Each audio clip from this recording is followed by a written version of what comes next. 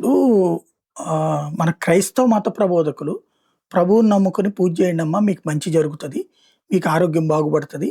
మీకు హాస్పిటల్‌కెళ్ళి ట్రీట్మెంట్ తీసుకోండి. తీసుకొని మన ప్రభువుని నమ్ముకోండి. అప్పుడు మీకు అనారోగ్యం పోతుంది.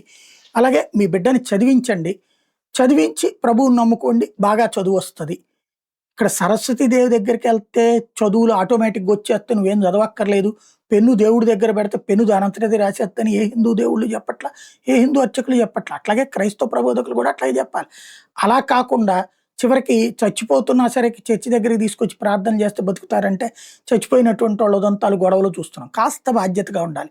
లేకపోతే ప్రాబ్లమ్ అవుతది. క్రమంగా ప్రజలే తిరస్కరిస్తారు. అది గుర్తుపెట్టుకోవాలి. ఎందుకంటే ఒకప్పుడు దొంగ స్వాముల వలన హిందూ సమాజం అట్లాంటి ప్రాబ్లమ్ ఫేస్ చేసింది. ఇప్పుడు నైజీరియాలో ఉన్నటువంటి ఒక పాస్టరు సముద్రాన్ని చీలుస్తాను బైబిల్‌లో చెప్పిన విధంగా అని చెప్పి అందరిని వెంటబెట్టుకొచ్చాడు.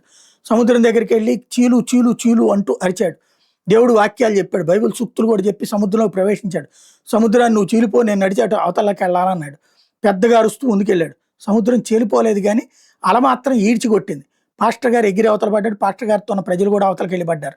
వాళ్ళందరినీ చుట్టుపక్కల ఉన్నటువంటి ఆ వచ్చినోళ్ళు కాపాడి తీసుకొచ్చి ఆయన ఇప్పుడు ఆసుపత్రిలో చేర్చారు.